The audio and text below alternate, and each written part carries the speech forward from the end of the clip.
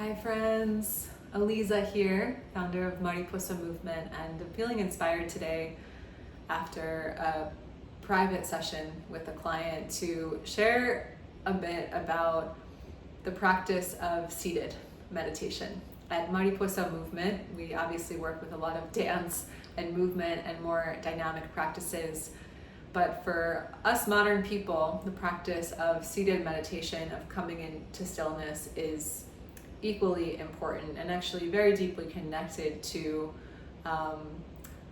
the real intention behind why we move our physical bodies, is ultimately to find that still point within us, right? Moving enough to quiet down the mind so that we can find that stillness, that presence, that connection to the now moment. So I want to share with you today a really simple technique for seated meditation. And this is a great practice to do if you're a total beginner to meditation. This is a great way in. This is how I started over 15 years ago.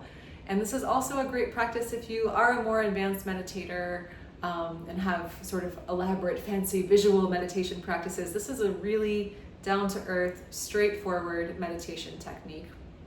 And this comes from the Buddhist tradition. I learned this meditation technique, which is called Shamatha meditation, Shamatha.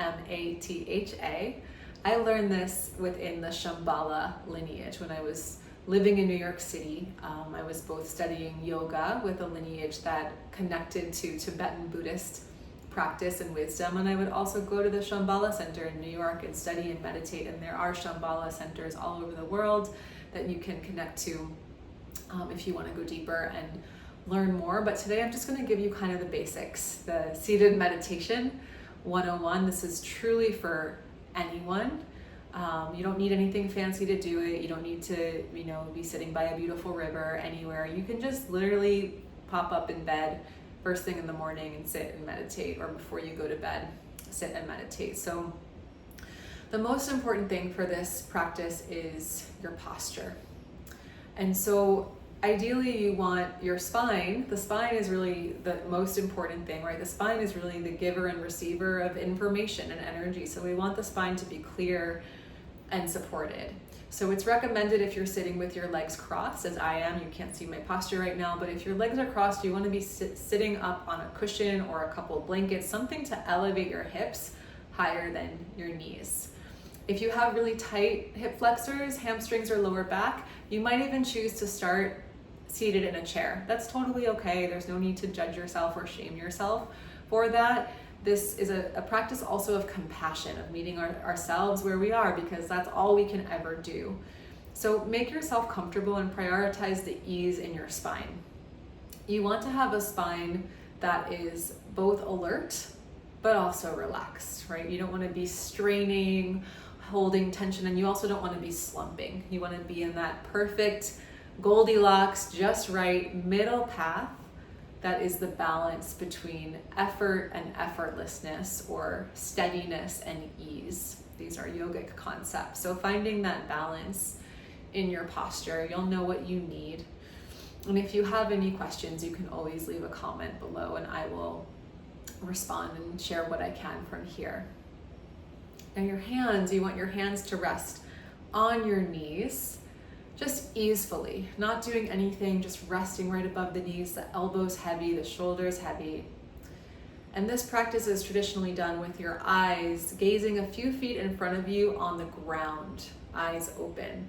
And part of why we meditate with the eyes open in this tradition is because we're actually practicing being here and now. We're not practicing going up and off and connecting with star beings and all kinds of lights and colors. That might happen in your meditation, but we're not seeking that out. We're really just practicing very simple, straightforward being here now with the breath, moment by moment.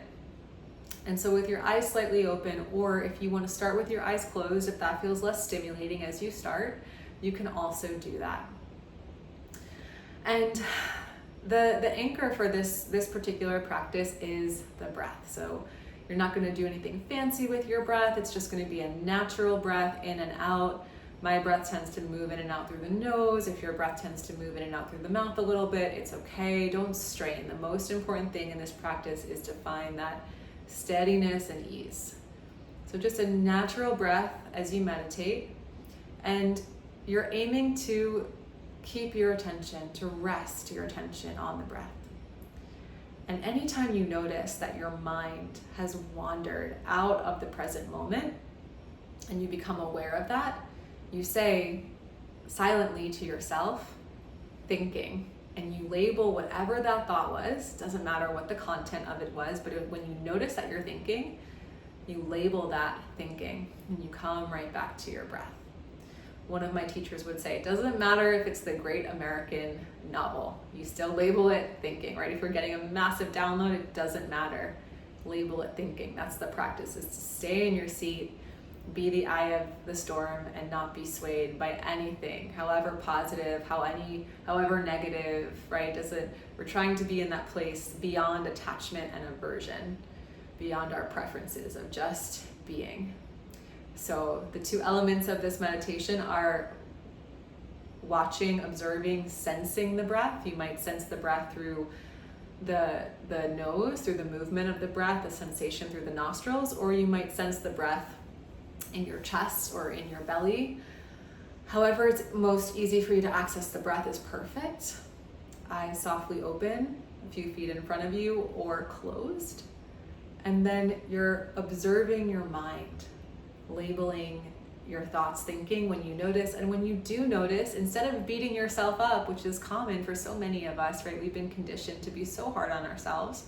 When you notice that your thinking has wandered, instead of beating yourself up for that, for not being present, when you notice that your mind has wandered and you do that thinking label, celebrate that you're seeing it, celebrate that you're building that muscle to come back to the present moment and be here. That's a huge cause for celebration, and more than most modern people are doing is, right, cultivating that commitment to being here, which we really deeply need right now. So if you've watched this far, I'm already celebrating you for being here and wanting to add meditation to your routine, to your daily life. And I recommend when you're starting out this practice, if it's brand new, if you've never meditated before, maybe just start for 5 minutes in the morning and 5 minutes in the evening. The most important thing is the consistency. So you don't want to start with too long of an interval, right? Because then you might get discouraged. But starting with 5 minutes or 10 minutes and then building maybe to something like 20 minutes a day, or for some people even an hour a day, is a more compassionate way to ease your mind and your body into sustaining a long-term practice. So that's what I would recommend. Most of the teachers I've studied with recommend 20 minutes as a good aim for us busy modern people with families and jobs and all the things going on. 20 minutes in the morning and 20 minutes in the evening is a great thing to do. And you can open and close your practice with the sound of Om if that feels nice. If you need a recommendation for a timer to use, I recommend the Insight Timer app. There's a free version and it's great. It has really great chimes and singing bowls to both begin and end your practice. You can set the length to whatever you want. And I would love to hear how these meditations go for you. I would love to hear how it supports you in life, any impact that it has. Please share in the comments below, or feel free to send me a message.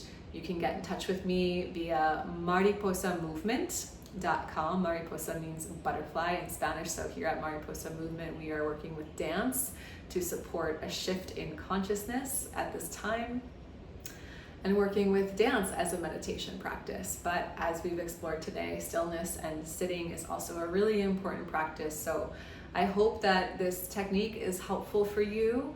May it be a blessing in your life, and may this sharing of this practice and all the effort that you bring to it be of benefit to all beings.